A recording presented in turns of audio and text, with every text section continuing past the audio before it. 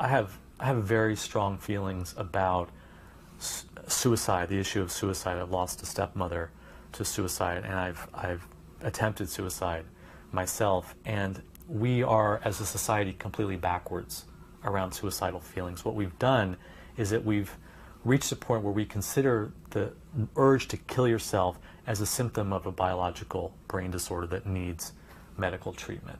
And if people don't want it, we force them to get it. And what this does is that it, first of all, it spreads fear around the whole issue. It makes it so that we feel like we can't talk about it, that we have to turn it over to professionals. And then when people do talk about it, they're so quickly judged, and then the interventions come in and they're forced into the hospital, or they check in voluntarily and find that they can't get out, or they're in the hospital, they say they don't want a medication, and then they find that they have to take it, or they get provoked by some of the staff in the hospital, and then they find that they're in restraints. So we have responded so forcefully and so oppressively to feelings of suicide that we've removed spaces where people can just talk about their despair. The most important thing for someone who has any kind of urge to end their own life is to talk about it with someone.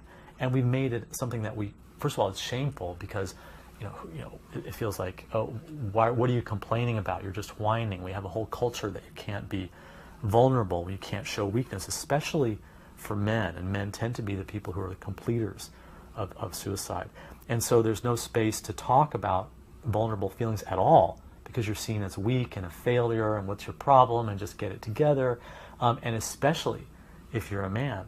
And then if you do talk about it, the judgment and the intervention is so heavy that you learn very quickly, I better not talk about that anymore if I don't want to get locked up again.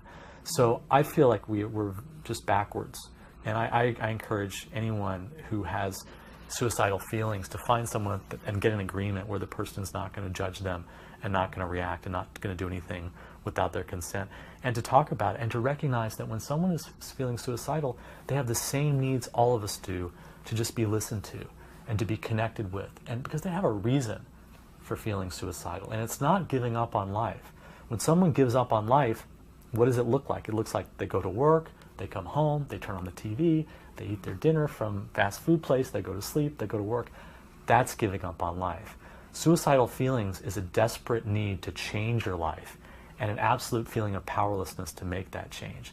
Find out what the person wants to change and help them get a little bit of power in their life. And to do that, you have to talk with them.